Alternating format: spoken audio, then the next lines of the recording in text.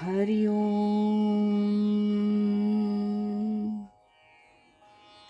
पूजनीय स्वामीभक्त डॉक्टर सुषमाताई वाटवे यांनी लिहिलेल्या स्पर्श परिसाचा या ग्रंथमालिकेतील दुसऱ्या भागाचं वाचन आता आपण ऐकत आहोत.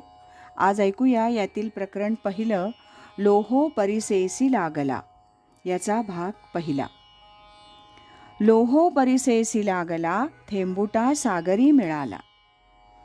सद्गुरूंची भेट, त्यांचा अनुग्रह परमभाग्यानं जर एखाद्याला लाभला तर त्या शिष्याचा पुनर्जन्मच होतो. परमार्थाचं नवं दालन त्याच्या पुढे उघडलं जातं.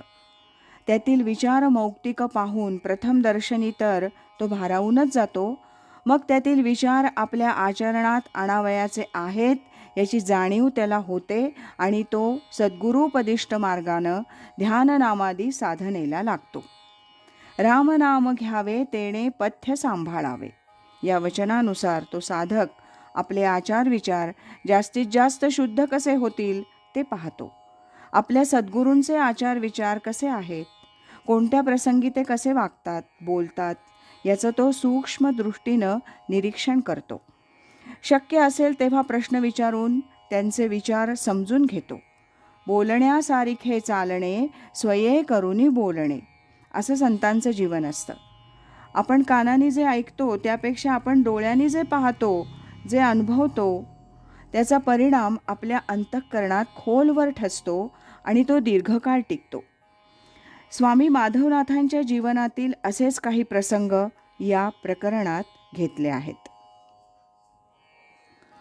परमहंस सद्गुरू स्वामी माधवनाथ म्हणजे हरिभक्तपरायण माधव विष्णू तथा बाळासाहेब वाकडे 1958 पासून ते आपल्या निवासस्थानी भागेश्वर निवासात स्वांत सुखाय ज्ञानेश्वरीवर प्रवचनं करू लागले.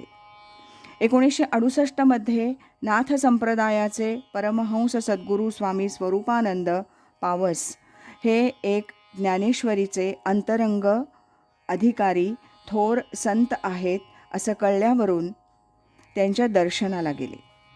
तिथं त्यांना परमपूज्य स्वामी स्वरूपानंदांचा अनुग्रह लाभला आणि त्याच मुक्कामात अनुग्रह देण्याचा अधिकारही त्यांना देण्यात आला. 1973 मध्ये सद्गुरू स्वामी स्वरूपानंदांकडून बाळासाहेबांना स्वामी माधवनाथ असं नामाभिधान मिळालं आणि स्वामी स्वरूपानंदांचे उत्तराधिकारी सद्गुरू म्हणून त्यांची नियुक्ती करण्यात आली. त्यानंतरही काही वर्ष सर्व मंडळी ज्ञानेश्वरीचे श्रोते त्यांचा उल्लेख बाळासाहेब याच नावानं करीत. आम्ही देखील बाळासाहेबच म्हणत असू. 3-4 वर्षांनी घरची मंडळी त्यांना दादा म्हणून आम्ही दादा म्हणत असू. पुढे 1980च्या सुमारास बरीच मंडळी त्यांना स्वामी म्हणू लागली. 1981 मध्ये स्वामींनी आपलं कापड दुकान बंद केलं आणि संपूर्ण जीवन परमार्थ कार्यासाठी वाहिलं.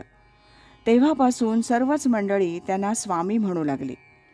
1968 ते 1974 या काळात निरनिराळ्या भेटींच्या वेळी स्वामी स्वरूपानंदांनी स्वामी माधवनाथांना मोजक्या शब्दात काही गोष्टी सांगितल्या. त्यात आज्ञास्वरूप अशा 2 महत्त्वाच्या गोष्टी सांगितल्या. त्या म्हणजे कृष्ण विष्णू हरी गोविंद या नामाचे निखळ प्रबंध माझी आत्मचर्चा विशद उदंड गाती. तुम्ही हे स्वतः करीतच आहात, लोकांनाही ते करायला शिकवा.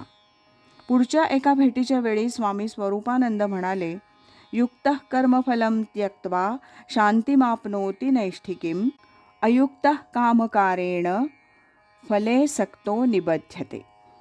तुम्ही शांत झाला आहात, लोकांना तसं शांत व्हायला शिकवा. सद्गुरूंच्या कृपाशीर्वादानं स्वामी माधवनाथांचं जीवन कृतार्थ झालं होतं.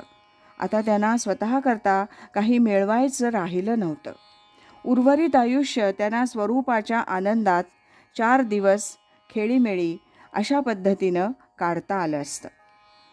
परंतु सद्गुरूंचा मनोभाव म्हणजे आज्ञा त्यांच्या सतत डोळ्यासमोर होत्या.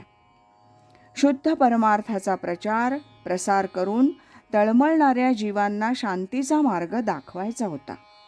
त्यांना साधनेची गोडी लावून परमार्थ मार्गावर स्थिर करायचं होतं. काही तरुण मंडळी निवडून त्यांना या कार्यासाठी तयार करायचं होतं. गुरुपरंपरा पुढे चालवायची म्हणजे एखादी व्यक्ती सद्गुरुपदाची जबाबदारी सांभाळेल अशा तऱ्हेनं तिला घडवायचं होतं. नाथ संप्रदायात पुरुषच सद्गुरुपदी नियुक्त करावा लागतो. सारे विचार स्वामींच्या मनात घोळत होते. ज्ञानेश्वरीला येणारे श्रोते बहुसंख्य प्रौढ वृद्ध होते. प्रचार प्रसार कार्याला आवश्यक असणारे गुण अंगी असलेल्या व्यक्ती स्वामी शोधत होते. या पुढचा दुसरा भाग आता आपण उद्या ऐकूया. आज इथेच थांबूया. सद्गुरु असती अंतरात, सत्शिष्या ते जागवीत. हरि ओम तत्सत.